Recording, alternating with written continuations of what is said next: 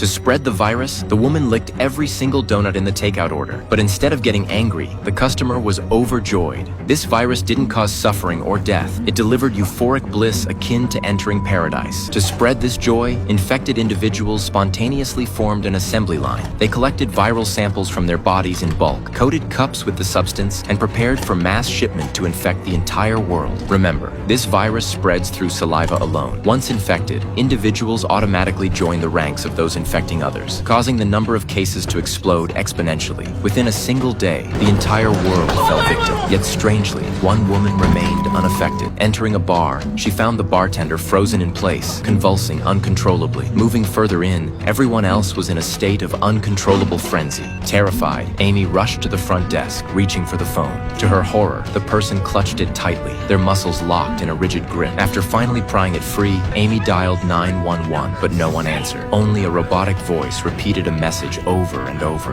When she reached the door, she found her best friend collapsed on the ground, in the same state as the bar patrons. With no other choice, she drove her friend to the city hospital herself. But when Amy arrived at the hospital, she was stunned. The scene there was eerily similar to the bar. Some people were collapsed on the floor, others frozen in place, all convulsing uncontrollably. Amy shouted, "Wake up, doctor! We need help!" But no matter how loudly she yelled, the doctor showed no response. Even more terrifying, the infant in the woman's arms had become like everyone else. With no other choice, Amy attempted CPR on her friend. Despite her desperate efforts, it proved futile. Amy was utterly devastated. She couldn't understand what had happened to the city's people. But when Amy looked up again, she was stunned to see the previously convulsing crowd had all risen to their feet. Like zombies, they began shuffling out onto the street. Only her best friend remained unconscious. She wanted to ask the doctor what was happening, but when the doctor turned around, he gave Amy a puzzled look, as if wondering why she hadn't been infected. The next second, the doctor kissed her, trying to infect her with the virus. Terrified, Amy pushed him away. These people were absolutely insane. Seeing a few people trying to move her friend, she quickly shouted to stop them.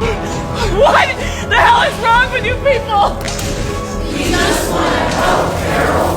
This was beyond terrifying. Amy scrambled into her car and sped away. It seemed the entire city had fallen victim to the outbreak. Wherever she went, people stared at her unnervingly. With no other choice, Amy could only flee back home. But when she reached the door, she realized she'd lost her keys in the panic. She picked up a rock to smash the door, but just as she swung it, a kind neighbor suddenly warned her. There's a spare key.